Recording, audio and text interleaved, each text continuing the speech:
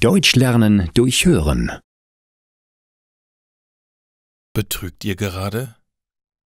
Hast du für den Test gelernt? Fragt Nadine. Ich schüttle den Kopf. Ich war lange krank und zu Hause im Bett. Keiner hat mir gesagt, dass wir einen Test haben, antworte ich. Nadine schaut mich bedrückt an. Sie weiß, dass dieser Test wichtig ist. Er entscheidet, ob ich in die nächste Klasse komme oder nicht.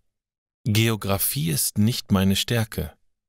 Es war nie mein Lieblingsfach und wird es auch in Zukunft nicht sein. Ich kenne die meisten Länder in Europa und das ist genug. Warum muss ich alles über die Welt wissen? Die erste Stunde beginnt. Ich sitze ganz hinten neben Nadine. Ich merke, dass sie auch nervös ist. Ich schaue auf die Uhr und es ist 8:10 Uhr. Der Lehrer ist zu spät. Vielleicht haben wir Glück und er kommt nicht. Vielleicht ist er krank, hatte einen Autounfall oder hat gekündigt. Doch um 8:15 Uhr steht er im Klassenzimmer.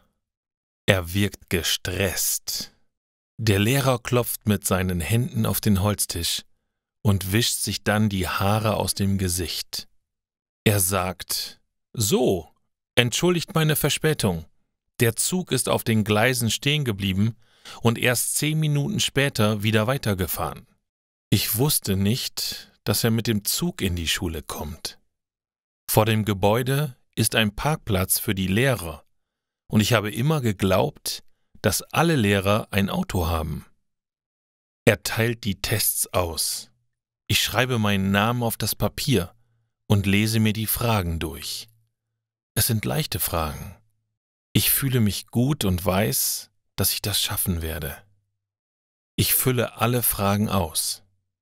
Am Ende der Stunde flüstert Nadine leise: »Was ist die Antwort für die Frage Nummer 4? Ich flüstere leise zurück: »Berlin.« Nadine nickt dankend. Plötzlich kommt der Lehrer. »Betrügt ihr gerade?« fragt er. Ich war einen Moment lang erschrocken. Gemeinsam müssen Nadine und ich ins Lehrerzimmer gehen. Werde ich nun in Geografie durchfallen?